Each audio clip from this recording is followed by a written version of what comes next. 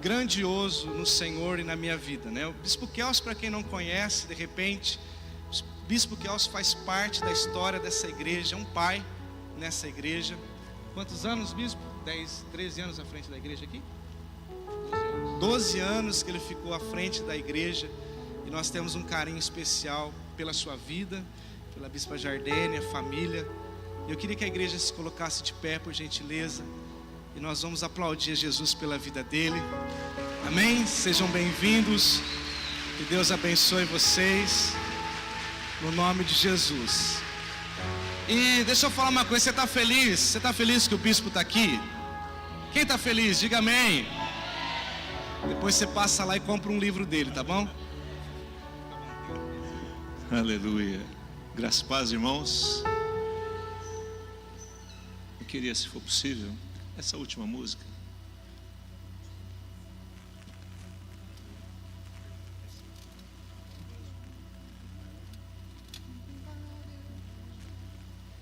Eu queria que você fechasse seus olhos agora, em nome de Jesus.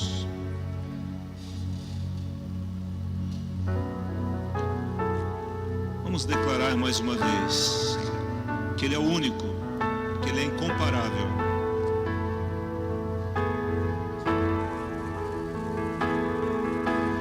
Único, Tu és o único. Coloque a mão no seu coração. Diga, Tu és o único, Jesus. O meu coração não cabe outro amor. Tudo que tenho e sou é tudo teu. Mais uma vez. O único, Tu és o único. Não há outro Senhor. Incomparável és da minha vida. Oh, meu coração não cabe outro amor. Tudo que tenho e sou é tudo teu. Único, Tu és o único. Incomparável és da minha vida. Meu coração não cabe outro amor. Tudo que tenho e sou é tudo teu. Com os olhos fechados, com a mão no coração, diga a Ele: Tu és o único, Senhor, Tu és incomparável. Senhor, tudo é Teu, tudo é para Ti. Nós não levamos embora nada desse mundo, Senhor. A única coisa que podemos levar é a nossa vida. E nessa noite, por favor, Espírito Santo, nos ajude a pensar na nossa vida. Eu te convido a olhar para você, não olhar para outra pessoa qualquer. O Senhor quer que os nossos corações se abram a Ele.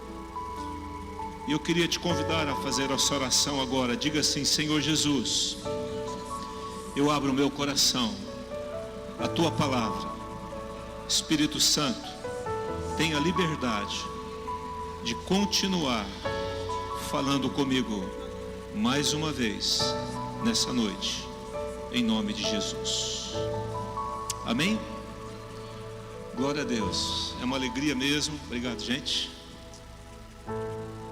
Acho que daqui eu só conheço essa bênção aqui. O restante, tudo. Eu conheço você? Pode, se quiser. Glória a Deus. Encontrando aqui amigos antigos, né? Eu acho que é porque eu já tenho 65 anos, então os amigos vão ficando antigos. Ah, meu Deus.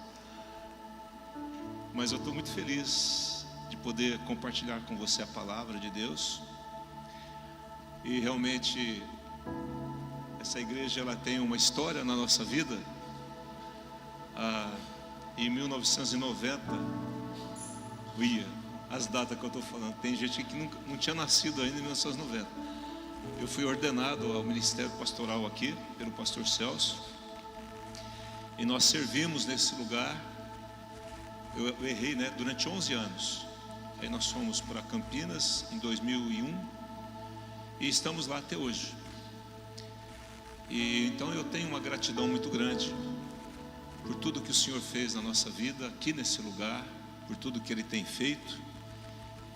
É uma história que não pode sair da nossa mente, do nosso coração. E pessoas que estão aqui, que também fazem parte dessa história, né? Da nossa vida, da nossa família. E eu tenho, para quem não me conhece, nós temos 2 filhos, o Lucas e a Laís, né? A Laís nasceu aqui em Monte Azul Paulista, na terra do Klepper ali, da igreja do... Cadê o Klepper? Olha lá, o Klepper Verinha, olha o Robério lá. E temos 2 netas, a Sara e a Helena. A Sara vai fazer 15 anos, então você vai vendo a minha idade, né? Já tenho neta com 15 anos de idade. E realmente o que nós passamos aqui foi fundamental para toda a nossa vida. Antes de nós nos tornarmos pastores dessa igreja, nós frequentamos a igreja presbiteriana independente. Foi lá que eu nasci. A minha mãe está aqui, não sei onde ela está aí, mas isso, está lá, minha mãe, 92 anos. E ora por mim há 65. Eu aposentei o ano passado, agora, glória a Deus.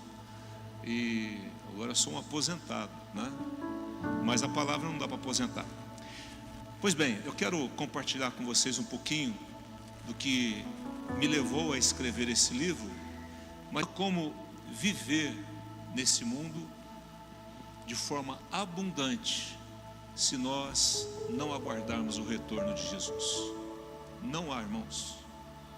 Na verdade, se nós não olharmos para a eternidade, nós perdemos a perspectiva da nossa vida na terra. A sua e a minha vida na terra só tem sentido porque a eternidade existe. Para aqueles que entregaram a sua vida a Cristo, o reconheceram como Senhor e Salvador, estarão com Ele por toda a eternidade. Aqueles que o rejeitaram estarão num lugar de sofrimento e eterno, porque Ele não estará lá, nesse lugar. Então a decisão é nossa. Mas quando nós pensamos no retorno de Jesus, e lá em 2 Timóteo 4 fala que há uma coroa para aqueles que amam a vinda de Jesus. E desde o início da vinda de Cristo até hoje, eles ansiavam pelo seu retorno. Ele morreu num dia e no outro dia eles estavam aguardando o retorno do Senhor. Por isso que lá em Atos capítulo 1, quando Jesus estava ali por os últimos momentos aqui na terra, e ele começa a subir e uma nuvem cobre Jesus, e aí aparece 2 seres, né? 2 varões, 2 homens espirituais, possivelmente 2 anjos, perguntando assim: varões galileus, que vocês estão olhando para as alturas? Nós estamos olhando, né? Querendo dizer assim, nós estamos olhando porque Jesus está subindo. E assim, da mesma forma que ele subiu, ele vai o quê? Descer. Então, queridos, a nossa vida aqui só tem sentido se nós estivermos olhando para o céu. Nós caminhamos na terra, mas olhando para o céu. Tudo vem do céu. Amém? Não? Diga comigo assim: tudo vem do céu. Amém? Tudo vem do Senhor. E nós devolvemos a Ele aquilo que Ele tem nos dado. Então, nessa noite eu quero que você deixe de olhar um pouquinho aqui as coisas dessa terra e olhe para o céu, e caminhe olhando para o céu, olhando para a eternidade. Como diz um livro do John Bevere, né? Seja movido pela eternidade. Seja movido pela eternidade. Se nós fixarmos nossos olhos nessa terra, a Bíblia diz, Paulo escreve que nós seremos os mais infelizes de todos os homens. Então, eu queria que nessa noite você tirasse os olhos um pouco das coisas desse mundo. Enquanto estava o louvor, eu penso que o Espírito Santo falou ao meu coração que alguns murcharam nesse ano passado, perderam as suas energias espirituais.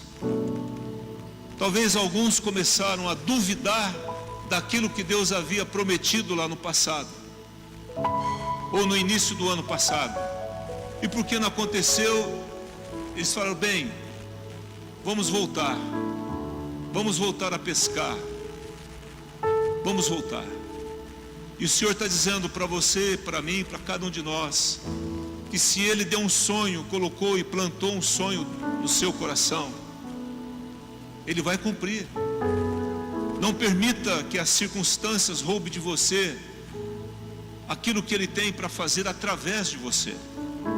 Há algo maravilhoso que Ele quer fazer na sua vida e através da sua vida. Você existe não apenas para ir para o céu, você existe porque alguém precisa de você nessa terra. Precisa que você ore por ela, precisa da sua companhia, do seu abraço. Agora mesmo fui abraçado por tantas pessoas de uma forma tão carinhosa. As pessoas precisam de nós, precisam daquilo que você carrega dentro de você, que é o Espírito Santo. E nós temos que exalar esse perfume, exalar essa presença de Deus. Não podemos viver apenas por uma convicção que Deus nos deu, mas devemos viver, nos mover no Espírito, desfrutando do melhor que Deus tem para nós nessa terra e levando o melhor para aqueles que ainda não têm. Amém? Não? Seja movido pela eternidade. Apocalipse capítulo 1, no verso de número 1, diz assim: revelação de Jesus Cristo, que Deus deu para mostrar aos seus servos as coisas que em breve. Quando que as coisas vão acontecer, irmãos? Eu não ouvi. Quando? Em breve devem acontecer, e que Ele, enviando por intermédio do seu anjo, notificou ao seu servo João, o qual atestou a palavra de Deus e o testemunho de Jesus Cristo quanto a tudo que viu. Bem-aventurados aqueles que leem, aqueles que ouvem as palavras da profecia e guardam as coisas nela escritas, pois o tempo está próximo. Amém? Diga assim comigo: bem-aventurado aqueles que leem, aqueles que ouvem e aqueles que guardam as profecias desse livro. Feliz aquele que guarda o que está escrito na palavra de Deus. Quem está ouvindo isso, diga amém. Amém? Só é feliz aqueles que leem as palavras dessa profecia, aqueles que ouvem, como vocês estão ouvindo nessa noite, mas aqueles que guardam é praticar, viver, colocar isso no seu dia a dia, porque o tempo está próximo. É interessante, irmãos, que há 2000 anos atrás, quando João escreveu esse livro tremendo, maravilhoso, ele começa dizendo assim: coisas que em breve devem acontecer. Olha, presta atenção aqui, olha para mim. Há 2000 anos atrás, João estava dizendo que as coisas que estão escritas nesse livro em breve deveriam acontecer, e estão acontecendo. Ora, irmãos, se João escreveu isso, ele diz que em breve, e ele estava clamando pela vinda de Jesus, já estava aguardando o retorno de Cristo, e ele tinha ido embora fazia poucos anos, que Jesus tinha sido assunto ao céu, o Espírito Santo já havia descido, e ele aqui, ungido pelo Espírito Santo, fala: olha, guarda as palavras, porque em breve essas coisas vão acontecer. E se em breve, é em breve. Pode ser agora, nessa noite, pode ser nessa madrugada, que a última trombeta toque, e nós temos que estar preparados para encontrar com Ele. Queridos, o que me move quando eu leio isso, o que me move é que as coisas estão acontecendo e o plano de Deus está sendo desenrolado. Quando o Apocalipse foi escrito, ele foi escrito não para falar de caos. As pessoas falam: nossa, o Apocalipse, pastor, só fala de caos, é de destruição, de pragas, é as taças, é as vozes, é os selos, são os selos, e quanta calamidade vai acontecer. Irmãos, isso vai acontecer, mas o Apocalipse aponta para a pessoa de Jesus Cristo. Jesus veio para revelar o Pai. Agora o Pai no Apocalipse revela o Filho. Por isso que ele diz assim: revelação de Jesus Cristo, que Deus lhe deu para mostrar àqueles que estariam lendo essa profecia. O Apocalipse fala da pessoa gloriosa de Jesus, da sua igreja, do seu plano, da vitória sobre a grande meretriz, a besta, que é o anticristo, o falso profeta, o dragão, que é o diabo, aquela antiga serpente que estava lá no Éden, a vitória sobre os incrédulos, a morte, o inferno.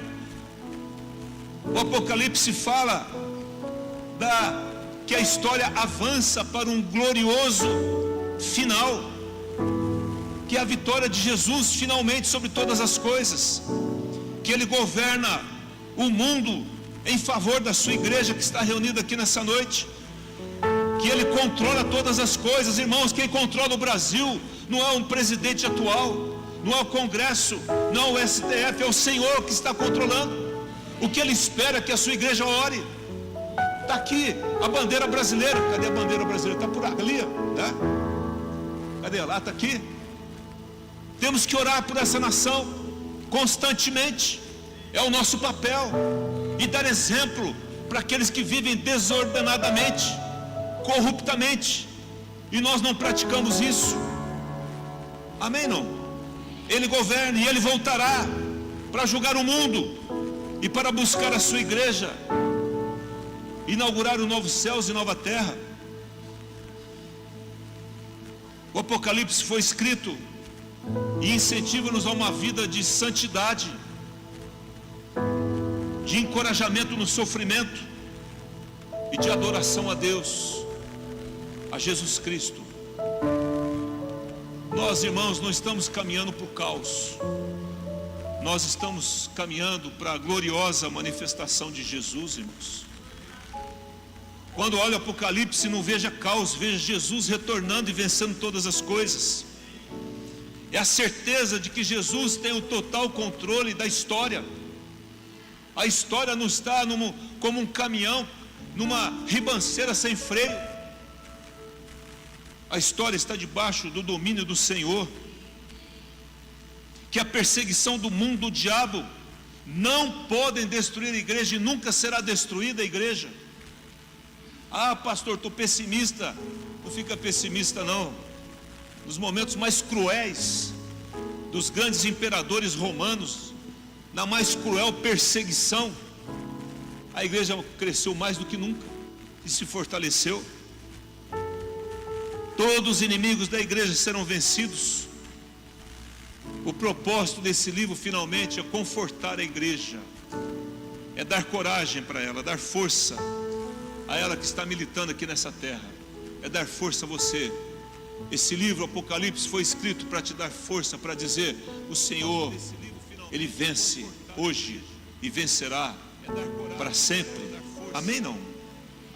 Ele foi escrito para os crentes daquela época que estavam debaixo do governo dos imperadores. Apocalipse foi escrito para 7 igrejas da Ásia. Apocalipse foi escrito para nós que estamos aqui nessa noite. Amém? Não? Então pega isso em nome de Jesus. Apocalipse não foi escrito para gerar pânico. Apocalipse foi escrito para gerar paz no seu coração, em nome de Jesus. Pensando nisso, em 2020 o Senhor falou assim: a mensagem do final dos tempos, da minha vinda, está sendo esquecida, e você precisa alertar a minha igreja e preparar a minha igreja para encontrar comigo. Aí eu pensei, em Campinas tem um pastor catedrático nesse assunto, tem uma escola, tem um seminário. Eu falei, eu vou convidar o pastor Jorge do Vale, ele chama, homem tremendo. E quando eu fui orar para definir a pessoa, o Senhor falou assim: não, você não vai convidar ninguém, é você quem vai ministrar sobre isso. Eu falei, mas Deus, esse livro é complicado demais, é muito difícil o Apocalipse. Ele falou, leia. peça orientação para mim. E eu comecei a ler o Apocalipse. E a ordem que o Senhor me deu foi assim: não pregue nada de forma para gerar confusão, para gerar controvérsia. Porque há pelo menos, no mínimo, aí 8 linhas de escatológicas diferentes, cada uma falando uma coisa. Jesus volta aqui, volta lá. Ele falou assim: não entra por esse caminho, prepara a minha igreja, porque seja qual for o momento que eu vou retornar, ela tem que estar preparada. Eu falei: opa, estou gostando dessa história já. E aí em 2021 eu preguei 15 mensagens sobre esse tema. E dessas 15 mensagens virou esse livro aqui, com esse tema: Antes que a Porta se Feche. E vocês vão entender o porquê do título Antes que a Porta se Feche. Então, quando ele falou comigo, ele falou assim: a igreja precisa se realinhar ao propósito essencial do Evangelho, que é o meu retorno. O Senhor falou comigo que esse livro não deveria ser um livro de estudo escatológico, mas teria que ser um livro acessível a toda a igreja, um livro prático, e cujo propósito central do livro era preparar a sua igreja para se encontrar com Cristo e estimular a igreja a cumprir a grande comissão de pregar o Evangelho a toda criatura. Porque quando o Evangelho for pregado a toda criatura, virá o fim, assim ele diz. Amém, não? Vamos lá então, abra sua Bíblia comigo em Mateus capítulo 24, por gentileza. Mateus capítulo 24. Porque quando o Evangelho for pregado a toda criatura, virá o fim, assim ele diz. Amém, não? Vamos lá então, a partir do verso 1. Mateus capítulo 24. Caminhe comigo aqui, eu preciso muito da sua atenção. Mateus capítulo 24. Porque eu vou ser bem breve aqui, procurar ser bem breve. Diz assim: tendo Jesus saído do templo, ia se retirando, quando se aproximaram dele os seus discípulos para lhe mostrar as construções do templo. Ele, porém, lhes disse: não vedes tudo isso? Em verdade vos digo que não ficará aqui pedra sobre pedra que não seja derribada. O que está acontecendo no contexto é que o que vem atrás um pouquinho desse texto é que os discípulos começaram a mostrar as grandes construções do templo e falaram assim: olha só essas pedras enormes. E Jesus fez um convite para Jerusalém e fala: Jerusalém, Jerusalém, que mata os profetas, quantas vezes quis eu reunir vocês como a galinha reúne os seus pintinhos debaixo das suas asas, mas, presta atenção, vocês não quiseram. Significa que essa mensagem pregada, alguns vão desejá-la e outros vão deixá-la de lado. Vai entrar por um ouvido e sair por outro. Infelizmente, isso vai acontecer. E quando Jesus fala, e ele diz assim, algo tremendo: eis que a vossa casa ficará deserta, declaro-vos que desde agora já não me verás até que venhas dizer: bendito que vem o nome do Senhor. Está falando para Israel. Vai chegar um dia que Israel vai dizer: bendito que vem o nome do Senhor. O povo de Israel rejeitou Jesus, matou Jesus, mas eles vão dizer, irmãos, eles vão clamar pela vinda de Jesus: bendito que vem em nome do Senhor. Aí Jesus, quando sai do templo, ele fala da destruição do templo que aconteceu no ano 70, quando o general Tito destrói Jerusalém, destrói o templo, destrói os muros e arrasa com a cidade. Aconteceu isso por causa do pecado do povo. Por causa do pecado do povo. Sempre é o pecado que traz destruição. Sempre é a desobediência que traz a destruição.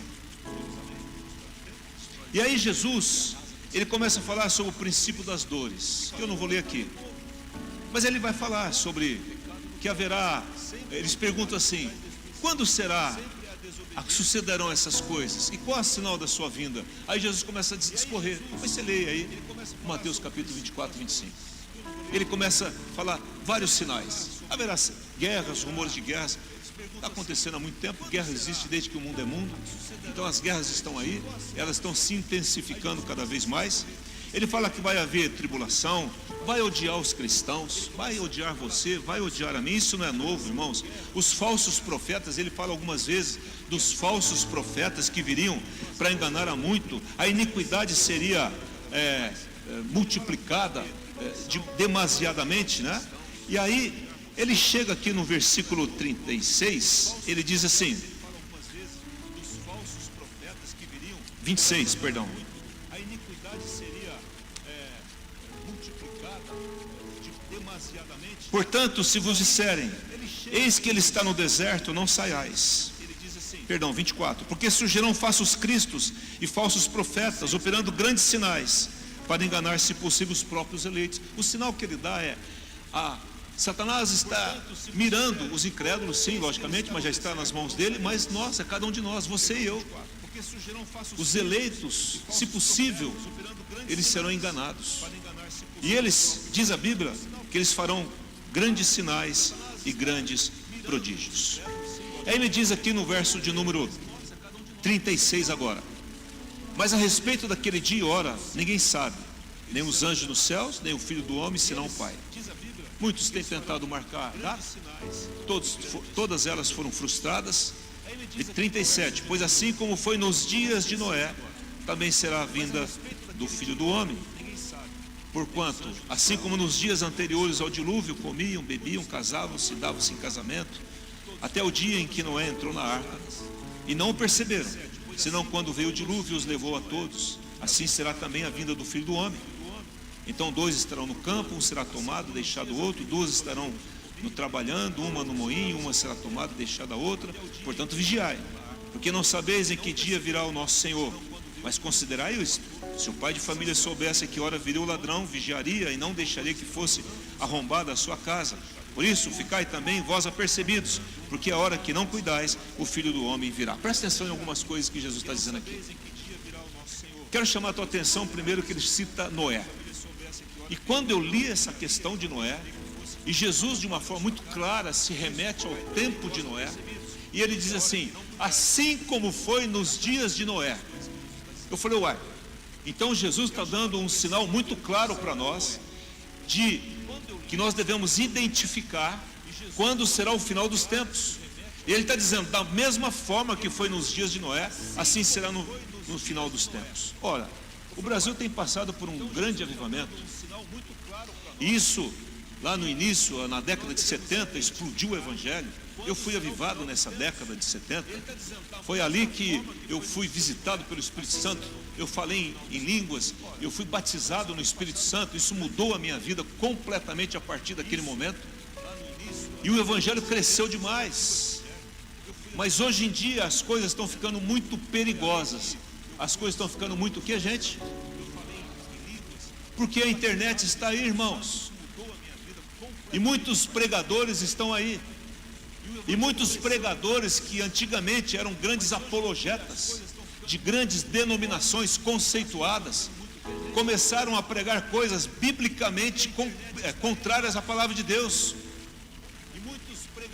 Homens que defenderam a fé hoje estão cedendo a alguns ensinos satânicos malignos. E nós temos que prestar muita atenção, porque um dos grandes sinais do final dos tempos eram a ação dos falsos profetas, mas também da apostasia.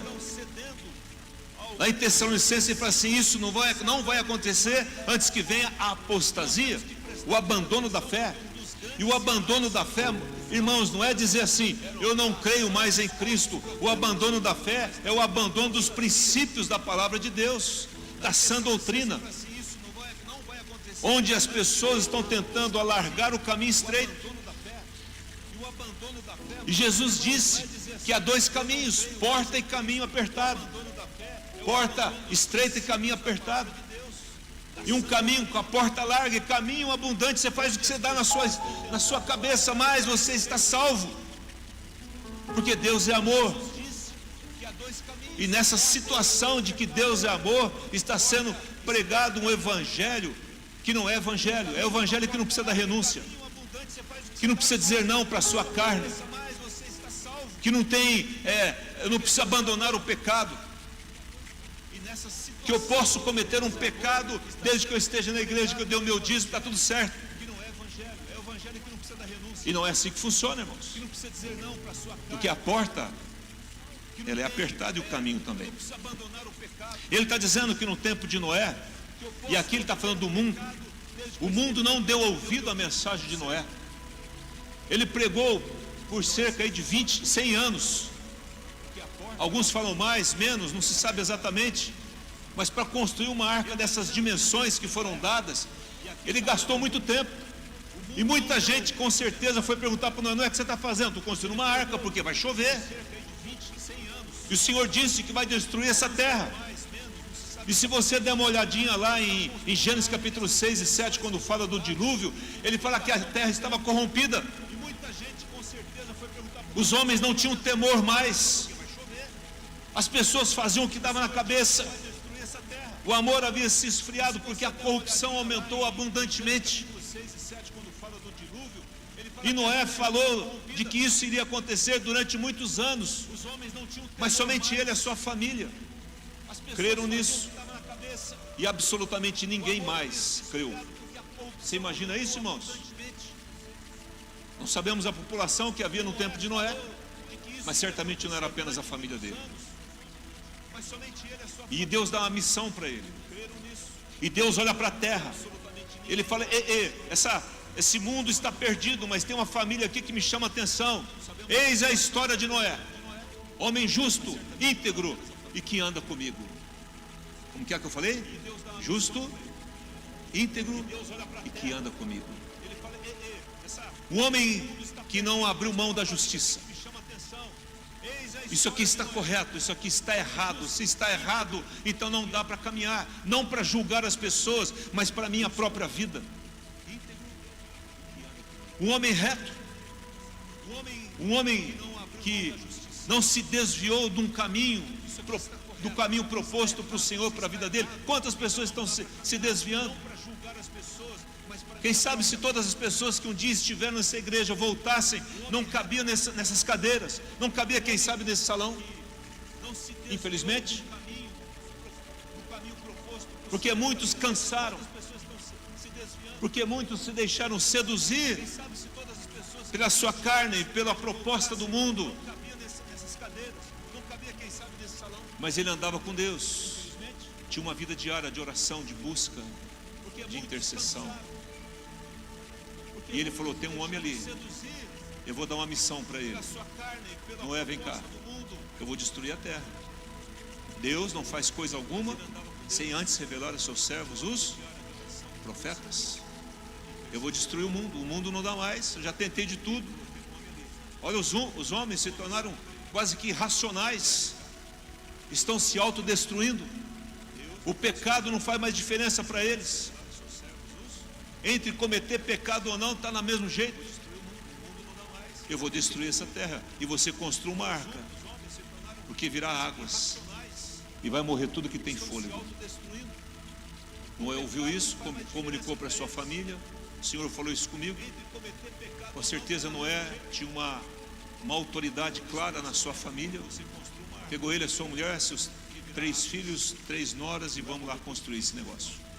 E no meio do caminho, quem sabe Noé cansou de construir a arca. Ele falou: gente, vocês não querem me ajudar não? A terra vai ser destruída. Que é isso, Noé? Está ficando louco? Irmãos, é a mesma coisa de hoje. Você fala que Jesus vai voltar, fala assim: conta outra, vai. Quanto tempo está falando que Jesus vai voltar? Eu era menino, irmãos, eu ouvia sobre arrebatamento. Tinha uma fita cassete que tinha um homem com uma voz de um senhor assim. E ele contava, irmãos, eu estremecia, eu arrepiava. Eu falei: meu Deus, você vai voltar hoje, eu tenho que estar. Um dia nós saímos de casa, não sei se era a Laís ou o Lucas, acordou, não tinha ninguém em casa. Eu falei: meu Deus do céu, perdoa, se for arrebatado eu fiquei. Mas perderam o temor de Deus.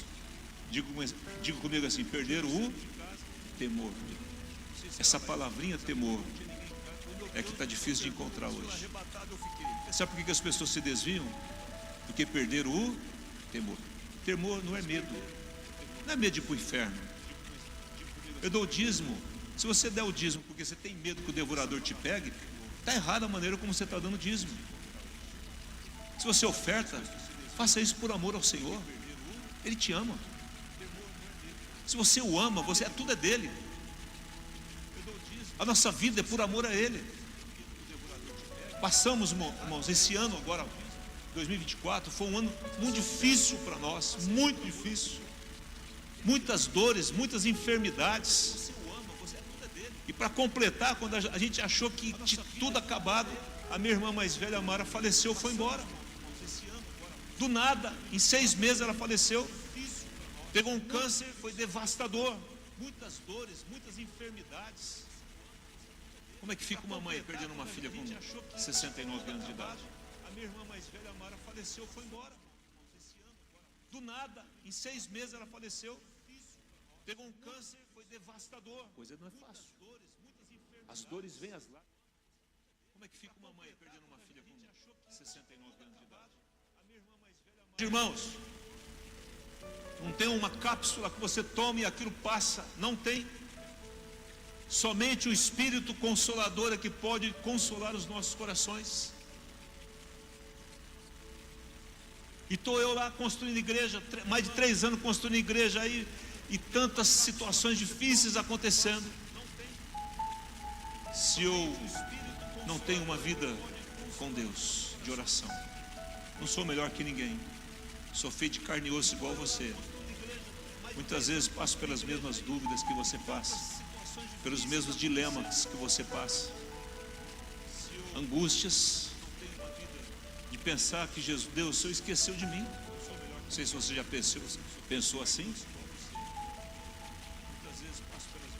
Aí Deus vem e fala: não, jamais me esquecerei de você. Pode uma mãe se esquecer do filho que gerou, se porventura ela puder esquecer e que amamenta, eu não me esquecerei de você. Apenas prossiga, não desista, porque por trás desse momento difícil que você está passando, existe algo que eu estou gerando em você, e que somente essa situação pode gerar em você, para que você possa abençoar, sabe quem? Pessoas, vidas. Eu não vivo essa vida por mim mais, porque eu sei que eu estou com Jesus no céu. A morte não me aterroriza, irmãos. Não tenho medo da morte, absolutamente nada. Durante a pandemia, no auge da pandemia, começamos a conversar com os nossos vizinhos. Eles estavam apavorados. Os 2 vizinhos que nós temos lá. Aí na área de serviço encontramos e começamos a conversar. Um lá de máscara. Não podia nem tossir. Se tossir, saiu todo mundo correndo para dentro de casa. Chegaram para mim, para Jardine, e falaram assim: vocês não têm medo disso não? Eu falei: olha, eu não tenho medo nenhum disso. Ah, como é que é isso? Aí pronto. É a palavra, que é a pergunta boa que se faz. Aí eu comecei a contar, começamos a contar a nossa história, a segurança que nós temos em Cristo, o lugar que a gente vai se nós partirmos daqui. Irmãos, crente não tem medo de morte, porque ele sabe para onde vai. Quem está comigo aqui? Quem quer morrer, diga amém. Não fala, não morre não, estou brincando. Sempre pego uns 2 ou 3 nessa conversa aqui. Eu sei que você não quer. Mas se formos, né? Sabia que no céu existe... Sabe aquele negócio quando você vai no supermercado? Você aperta assim e sai uma senha? O dia que Jesus apertar e sair o seu nome, você vai, acabou. Ninguém segura essa história, irmão. Ninguém está aqui fora de horário. Você está aqui porque, diga assim: eu estou aqui porque Deus tem um propósito para a minha vida. E o primeiro propósito, diga assim, o primeiro propósito, vira para o teu irmão e diga assim: é abençoar a sua vida. Amém? Não? Se não pudermos ser bênção, não queremos ser problemas. Diz a palavra que Noé, ele constrói essa arca. E diz a Bíblia, lá em Gênesis capítulo 6, 36, 37, Jesus diz assim: e o Senhor fechou a porta após ele. Gênesis 7,16. Diga assim comigo: e o Senhor fechou a porta. Amém? Não? Significa que Noé entrou na arca e quem fechou a porta? O Senhor. Nós esquecemos disso. Diz que Jesus tem as chaves de Davi. A porta que ele abre, ninguém fecha. E a porta que ele fecha, ninguém abre. Quem crê nisso, diga amém. E ele fechou essa porta. E eu fico imaginando, quando começou a chover, a galera falou assim: verdade, Noé tinha razão, começou a chover. Mas daqui a pouco passa. Mas lá no 5º dia não parava de chover. E no 30º dia não parava de chover. E aí o pessoal já não dava mais pé. As casas começaram a ficar debaixo d'água. E eles começaram com certeza a subir em lugares mais altos. E chegou uma hora que não dava mais pé. As águas cobriram tudo.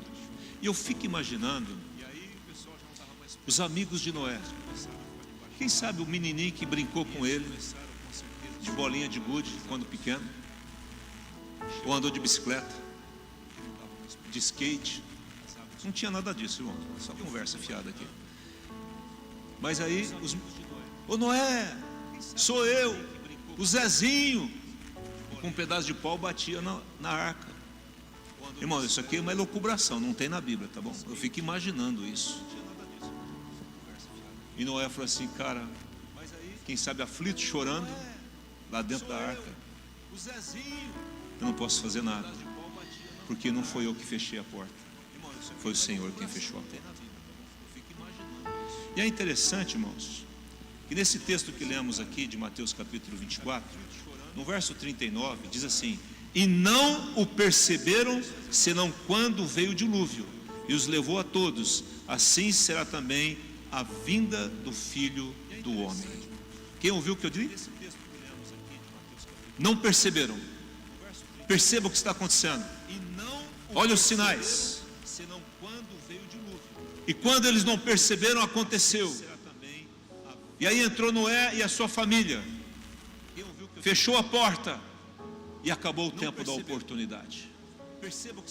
Jesus, quando olha para Jerusalém, ele fala assim: vocês não aproveitaram o tempo da oportunidade que eu estou dando para vocês. Ainda é tempo, Jerusalém. Eu quero reunir vocês como a galinha reúne os seus pintinhos. Mas ouça a minha voz. Virá tempo que essa terra será arrasada. Mas eles não deram crédito, como também ninguém deu crédito na época de Noé. E que nesse momento aqui, infelizmente, muitos não estão dando crédito, mas nós não podemos parar de comunicar essa verdade. Não tenha vergonha de dizer: Jesus vai voltar. Ele vai buscar a sua noiva, a sua igreja. Ele vem me buscar se eu estiver vivo, senão eu vou estar com ele pela morte. De todo jeito eu vou estar com ele.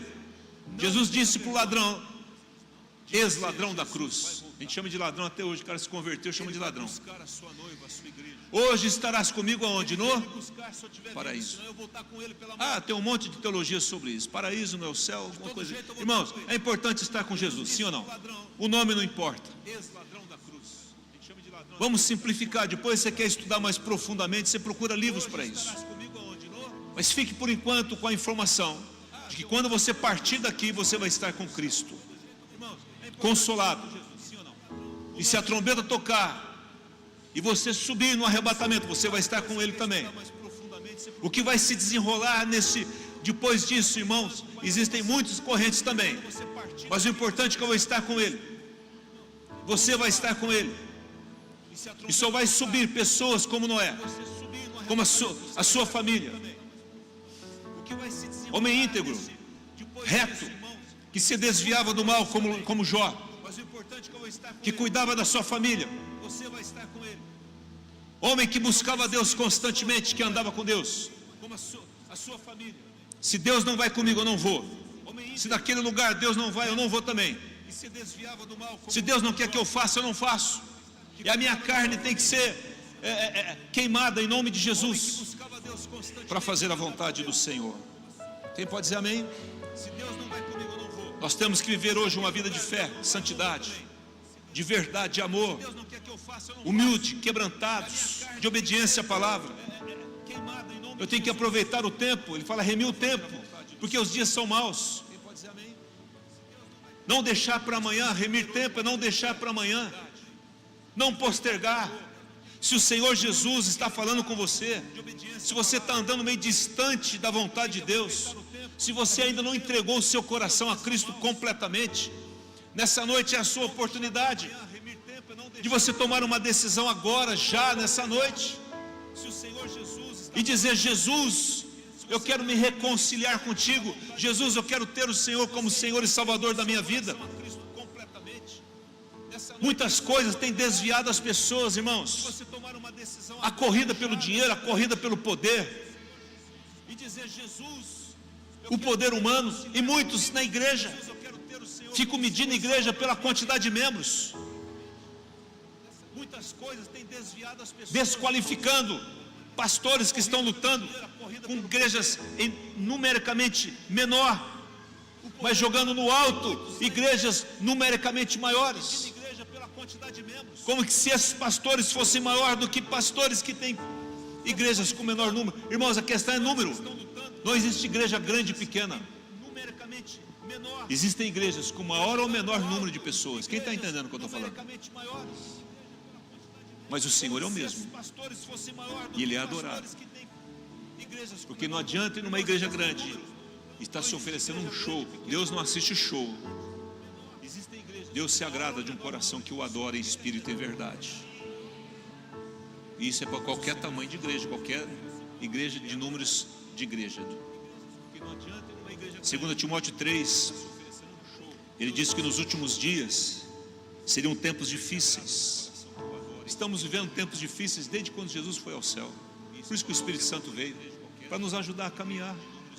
Por isso que nós temos que cultivar uma vida com o Espírito Santo. Sem Ele nós não vamos conseguir viver uma vida cristã nesse mundo, manter a nossa fé, a nossa fidelidade a Deus, a nossa fidelidade ao nosso chamado, ao chamado que Ele nos deu, cumprir a incumbência que Ele nos deu para fazer aqui nessa terra. Mas ele cita uma série de coisas, que as pessoas se tornarão egoístas, avarentas, blasfemadores, perderiam a reverência.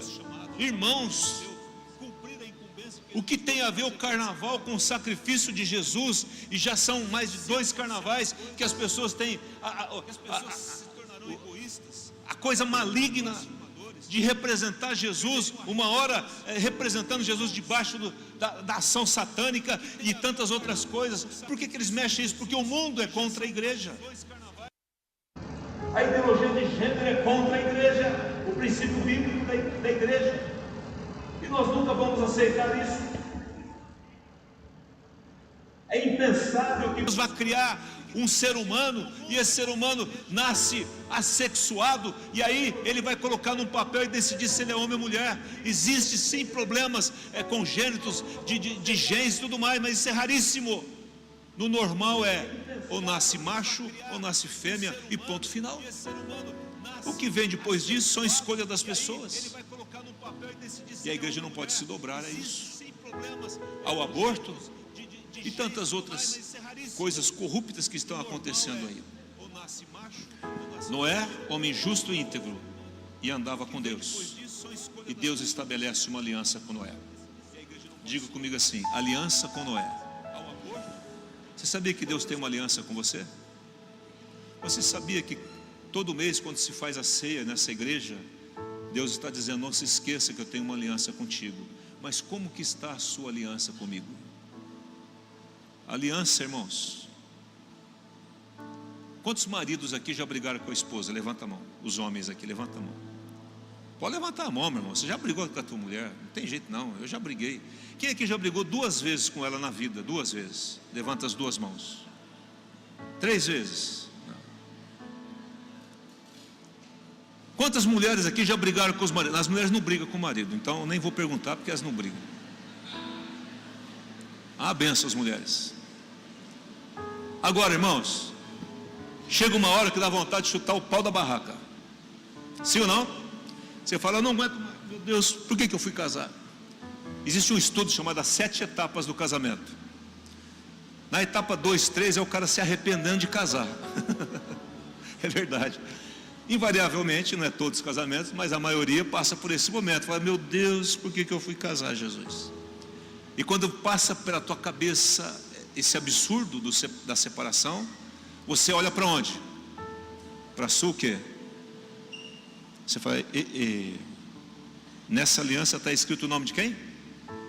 Dela. Eu fiz uma aliança. E por causa dessa aliança, eu mantenho a minha vida matrimonial. Amém, não? Glória a Deus. E o Senhor espera que a gente faça assim com Ele. Olha aqui para mim, presta atenção. Quantas coisas você já pediu para Deus e não aconteceu ainda? E você ficou chateado com Deus. E veio o profeta e falou assim, assim diz o Senhor, uau! E Pai, libera uma profecia sobre você. Em 2024, pum, tá. Fala, é hoje. Terminou de 2024, cadê a profecia cumprida? Hein, pastor Mateus? Cadê? Não aconteceu nada. Aí você fala, é profeta de Araque, é não sei o que lá. Ué, ele não... Eu não baseio a minha vida em profecia, ou você baseia a sua vida em profecia. Ela é boa, ela é de Deus, sim ou não? Mas eu não baseio a minha vida em profecia. A minha vida e a tua vida tem que ser baseada. Cadê a caminhonete? 5 anos, cadê a caminhonete? Falei, a chave dessa caminhonete, quando é que vem? Aí meu pai faleceu e deixou 2 caminhonetes. Ele não falou, né, que tinha que morrer alguém para ter caminhonete, mas eu não sabia o que fazer com 2 caminhonetes. Eu quero mostrar para você, queridos, é que às vezes você fica chateado com Deus, mas não desista. Caminhe pela fé. Caminhe pela... Eu não estou vendo aqui, mas eu estou aguardando lá. Quantos creem que o céu governa? Eu creio. E se você crê que o céu governa, vai acontecer. Segundo lugar, diz aqui no capítulo 25, aqui de Mateus, vai comigo lá, no verso de número 6, diz assim: mas à meia-noite ouviu-se um grito, eis o noivo, saí ao seu encontro. Então se levantaram todas aquelas virgens e prepararam as suas lâmpadas. E as nécias disseram aos prudentes, dai-nos do vosso azeite, porque as nossas lâmpadas estão o que, gente? A não ouvi, estão o que? Mas as prudentes responderam, não, para que não nos falte a nós e a vós outras, ide antes aos que vendem, comprai. E saindo elas para comprar, chegou o noivo, e as que estavam apercebidas entraram com ele para as bodas, e fechou-se a porta. Diga assim, fechou-se a porta. Mais tarde chegaram as virgens nécias, clamando, Senhor, Senhor, abre-nos o quê? A porta. Mas ele respondeu, em verdade vos digo, não vos conheço, vigiai, pois, porque não sabeis o dia e nem a hora. Quero dizer algo para vocês aqui, agora, continuando, a razão desse livro, é que agora eu encontro aqui uma parábola que Jesus está falando de 10 virgens. Agora a palavra aqui, Noé pregou para o mundo, e ninguém quis saber. Agora está falando da igreja, nós como igreja. Todas elas tinham lâmpada, todas elas tinham, as suas lâmpadas estavam acesas, sim ou não, irmãos? Estavam acesas. Todas elas tinham azeite nas lâmpadas, amém não? Fala um amém forte para mim, por favor. Aí, melhorou. Tinha azeite, porém o noivo não chegou. E quando deu, que hora que o noivo chega? Que hora que o noivo chegou? Quem lembra? Diga assim, meia-noite. Ah, meia-noite. Por que meia-noite? Por que não 3 horas da tarde, 3 horas da manhã, 10 horas? Por que meia-noite? Porque das 11h59 para 0 hora, está mudando de dia, sim ou não? O que ele está dizendo? Que o noivo chega à meia-noite, porque deixou-se de inaugurar um tempo, e agora começava um novo tempo, o tempo das bodas. Quem está entendendo? Agora é o tempo das bodas, porque esse tempo passou. 2024 foi 2024, até 23:59, 0 hora, 2025. Tem como voltar no 2024, sim ou não? Não tem como. Acabou 2024. Eu posso até falar de 2024, mas não dá mais para voltar o calendário. Não tem retorno mais. E aí a lâmpada começou, eis o noivo, a lâmpada estava se apagando das nécias, das imprudentes. Pediram um pouco de azeite emprestado, falaram assim, não, vai faltar para nós, vai comprar. Foram comprar, o noivo chegou, entrou e fechou a porta. E elas chegaram e começaram a bater na porta. E Noé não fala que bateu na porta, eu apenas fiz uma alegoria. Mas agora estão batendo na porta aqui na parábola. E ele fala assim, eu não conheço vocês. Irmãos, Jesus só conhece aqueles que têm a lâmpada, tem o fogo, mas tem também azeite de reserva. A pergunta que eu faço, temos azeite de reserva? Ou estamos vivendo na estrita necessidade? Nós não guardamos nada. É o sujeito que ganha R$1.000 e gasta R$1.000 e não guarda nada. E na hora que precisa ele não tem nada guardado. Não tem reserva. E aí começa a pedir dinheiro emprestado para os outros. E aí no desespero vai lá nessas pessoas que empresta dinheiro aí, sabe? Agiota, que cobra 10% ao mês e enterra ainda mais na dívida. Sabe por quê? Tudo porque não guardou dinheiro, não tem reserva. Amém? Não?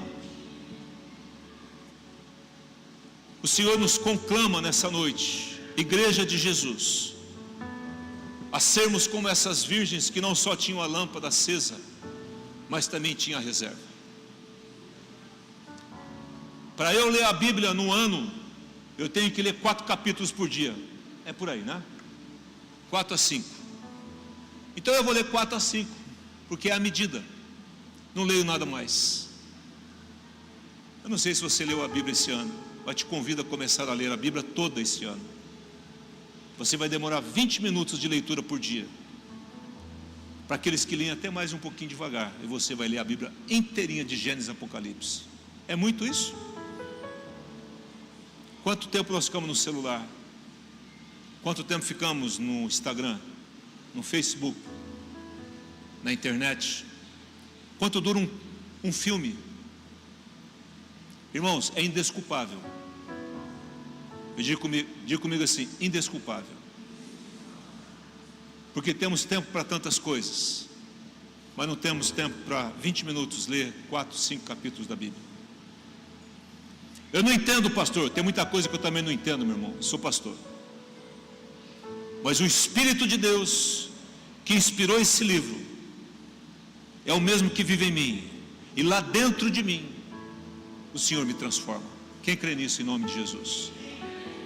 Há uns anos atrás eu comecei a ficar muito cansado, extremamente cansado, exausto.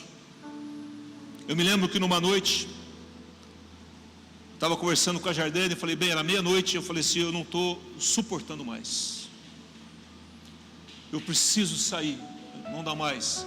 O telefone me toca meia-noite, e a Denise estava me ligando, e a Denise, 9 horas ela deita e já dorme.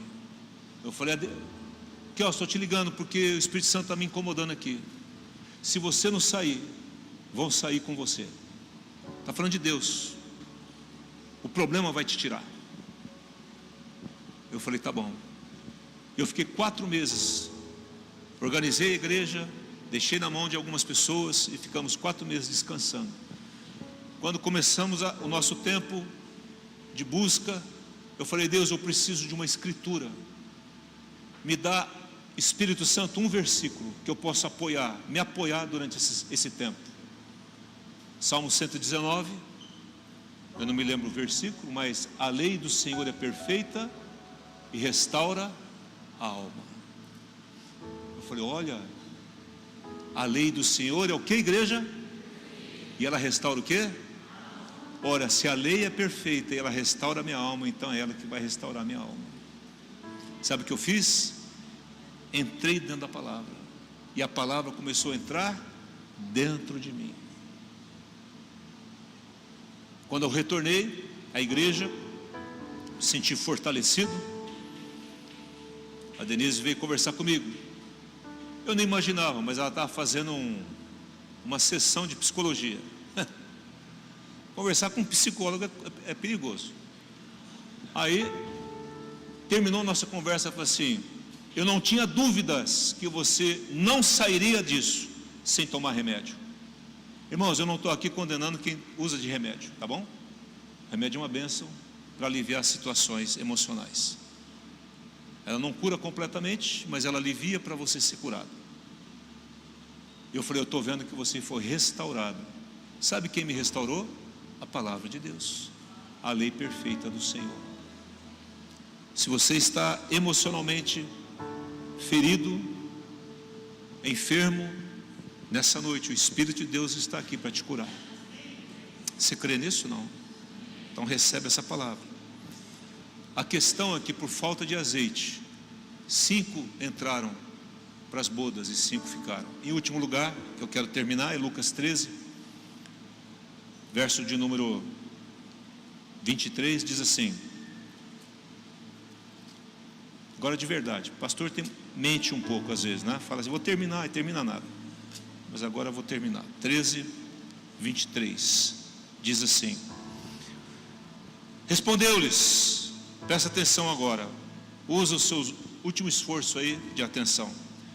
Respondeu-lhes, esforçai-vos. A pergunta é assim no 23. E alguém lhe perguntou para o Senhor, Senhor, são poucos os que são salvos? É uma pergunta que nós fazemos. Respondeu-lhes, esforçai-vos por entrar pela porta estreita. O que ele está dizendo aqui, gente? Ué, mas a salvação não é pela fé, pela graça? Por que esforço? Ah, pastor, a salvação é pela graça, pela fé, pela graça. Mas ele está dizendo, esforçai-vos por entrar pela porta estreita, pois eu vos digo que muitos procurarão entrar e não poderão.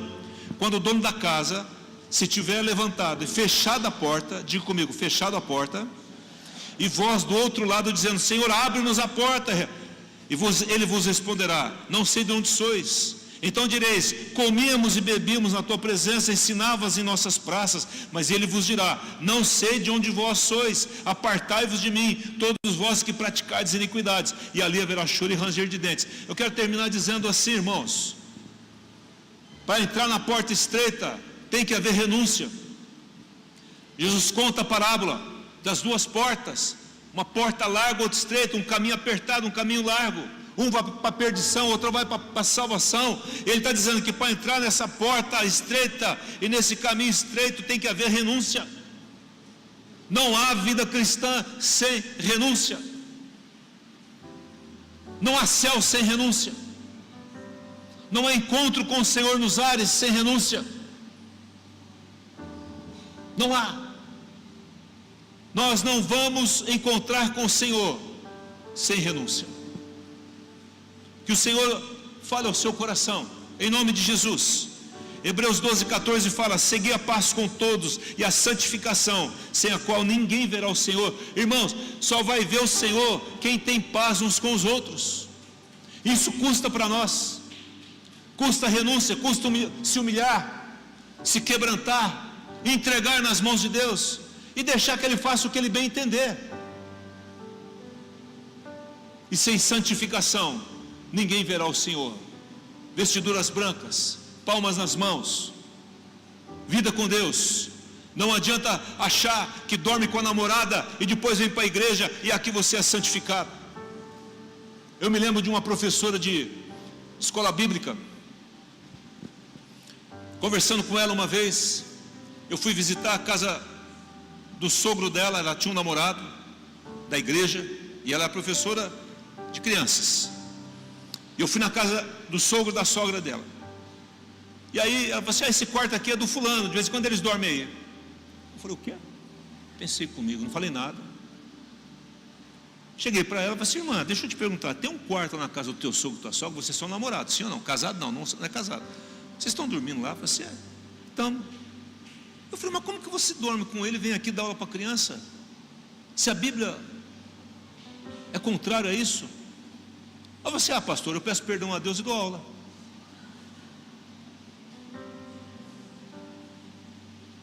Eu fico pensando, irmãos, como que vai ficar pessoas assim? São pessoas que vivem no limite. São pessoas que quando o azeite está acabando, ele põe mais um pouquinho, uma gotinha. São pessoas que acham que para entrar nessa porta estreita vai de qualquer jeito. O Senhor está nos convocando nessa noite a abandonar essa vida. Gênesis 7,16, e o Senhor fechou a porta. Mateus 25,10, fechou-se a porta das virgens, de Noé, das virgens. Lucas 13,25, fechou a porta, porque ele diz que a porta é estreita, o caminho é apertado, ele tem as chaves. Um dia essa porta vai fechar. Antes que a porta se feche, vamos entrar lá, vamos nos posicionar em Deus, em nome de Jesus. Vamos ficar em pé, vamos orar. Perdoe o horário, perdoe a demora, mas eu queria deixar essas informações com vocês. Feche os seus olhos agora. Obrigado, Deus, por essa noite. Obrigado pelo teu Espírito aqui conosco. Obrigado, porque o Senhor é o Deus que nos dá refrigério. Essa mensagem, ela é para estimular você e a mim, a viver uma vida reta com Deus, a obedecê-lo quando Ele te pedir para construir uma arca.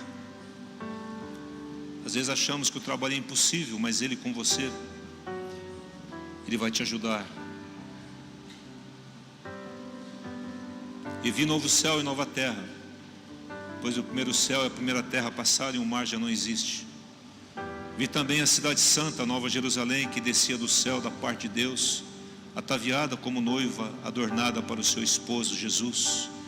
Então ouvi grande voz vinda do trono dizendo: eis o tabernáculo de Deus com os homens, Deus habitará com eles, e eles serão povos de Deus, e Deus mesmo estará com eles. Que a tua graça seja sobre o teu povo. Quero te convidar, você que está vivendo uma vida à margem da vontade de Deus, você que conhece o Senhor, mas está distante do Senhor, a sua lâmpada está se apagando, porque você não tem cultivado uma vida com Deus, não tem andado com Deus. Você que ainda não entregou o seu coração a Cristo, eu quero te convidar a entregar o seu coração a Cristo nessa noite. Confesse Jesus como único Senhor e Salvador. Se você foi convidado por alguém e você ainda com seus lábios, você não disse ainda: Senhor Jesus, eu declaro, eu confesso o Senhor como o único Deus da minha vida. Eu quero te servir, quero te amar, quero viver contigo. Se você quer Jesus, eu quero te convidar para que você saia do teu lugar e venha aqui à frente. Se você conhece Jesus, já tem uma experiência com Ele e quer se reconciliar com Ele, saia do seu lugar, venha aqui à frente também. Enfrente o seu orgulho e venha para aqui dizer: Jesus, eu tenho uma aliança contigo, sim. Eu quero, Senhor, viver para Ti. Quero honrar o Teu nome. Me perdoa, Senhor, perdoa os meus pecados. É o momento de confissão. Sabe, irmãos, não sabemos o dia nem a hora. Ele virá como ladrão. Nós que esperamos a vinda dele, não será surpresa para nós. Mas aqueles que estão desapercebidos, vai ser pego de surpresa. Jesus só será surpresa para aqueles que não o aguardam. Então nessa noite é um momento de entrega, é um momento de reconciliação, é um momento de realinhamento com Ele. Dizer: Jesus, eu te quero, eu te amo, Jesus, eu tenho uma aliança contigo. A partir de hoje eu não quero mais fazer a minha vontade, eu quero andar nos teus caminhos, eu quero ter uma vida de renúncia do meu querer, em nome de Jesus. Senhor, abençoa, Pai, cada um que está vindo aqui à frente. Eu declaro a tua bênção. Esses homens que querem o Senhor, estão se expondo publicamente, porque eles estão dizendo: não me importa o que pensem de mim, importa o que o Senhor pensa de mim. E a partir dessa noite eu saio daqui, e se o Senhor vier agora, eu estarei contigo por toda a eternidade. Irmãos, preste atenção, não há segunda chance, não há segunda chamada, é uma só, é hoje e agora, é nesse momento, é nessa noite que o Senhor te convida: vinde a mim, vinde a mim, vinde a mim. Eu vim para que você tenha vida, eu morri para que você ressuscite. Vinde a mim. Enquanto a porta ainda está aberta, entre por ela.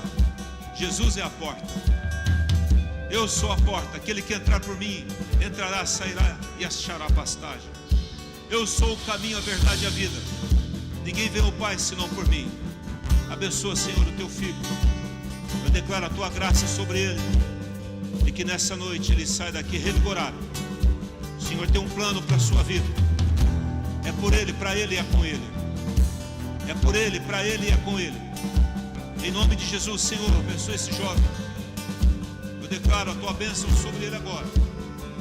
O Senhor tem um plano de vida, ele te ama. Volte-se para ele, ame a ele, coloque-o em primeiro lugar. Diga não às propostas do mundo, da juventude, dos amigos. Você não precisa ser igual a eles, você não tem que agradar a eles, você tem que agradar ao Senhor. O Senhor te abençoe. Abençoa, Pai, este jovem. Declara a tua unção sobre ele nessa noite, a tua bondade, a tua graça, o teu favor vindo sobre ele. O Senhor te ama, o Senhor não se esqueceu de você, ele é com você, e ele está aqui para te dizer: você é meu filho amado, eu morri por tua causa, diz o Senhor. Senhor, abençoa o teu povo. Coloque a mão no seu coração e ore comigo e diga assim: Senhor Jesus, nessa noite eu ouvi a tua palavra. Senhor Jesus, quando essa porta fechar, eu quero estar do lado de dentro, contigo, por toda a eternidade, em nome de Jesus, amém e amém. Deus abençoe você.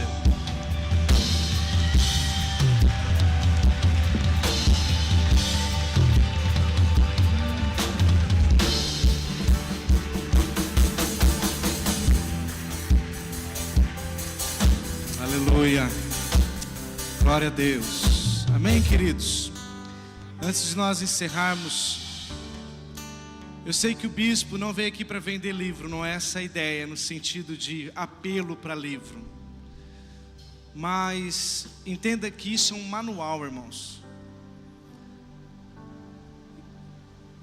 e eu sei que nós precisamos disso. Eu já estou com o meu ali, e já comprei um e presenteei alguém. Queria incentivar você a passar lá, adquirir um. E se você entender isso, pense em alguém que precisa de um manual para sobrevivência e para a eternidade, para saber como lidar. Presenteie essa pessoa. Eu tenho certeza que essa vida nunca mais será a mesma, porque se trata, irmãos, da pureza do Evangelho. Quem tem ouvido, ouça o que o Espírito nos diz, amém? E antes eu queria chamar a Bispa Jardene.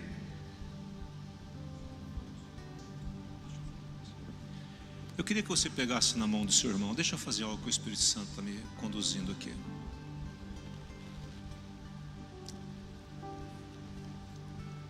Como um daqueles que começou essa igreja há muitos anos atrás, eu quero abençoar a sua vida. A bênção, ela é maior que a maldição. Quem crê nisso? Quando você recebe a bênção, você fala, eu recebo a bênção. Mas quando alguém te amaldiçoa, você fala, não, eu repreendo em nome de Jesus. Não é assim que a gente faz? Então recebe essa bênção, que não é minha, é do Senhor. Apenas sou um canal. Feche seus olhos. Senhor, eu quero declarar 2025 e os demais anos que virão, anos muito abençoados. Tua palavra diz, esquecendo-me das coisas que para trás ficam, avanço para as que diante de mim estão, para o prêmio da soberana vocação em Cristo Jesus. Eu quero abençoar a sua vida em nome de Jesus, abençoar a sua família. Se a tua família ainda não foi salva, ela virá ainda esse ano. Presta atenção nisso, mas depende também de você. Você tem que buscá-la, você tem que orar por ela, você tem que fazer a sua parte, e o Senhor vai lá e convence os corações. Quero abençoar os seus filhos, seus netos, seus bisnetos. Quero declarar a mão do Senhor te conduzindo em cada dia desse ano. Que a bênção do alto, que a graça do Senhor Jesus, o amor de Deus Pai, a comunhão e as consolações do Espírito Santo seja contigo, agora e para todo sempre. Amém e amém.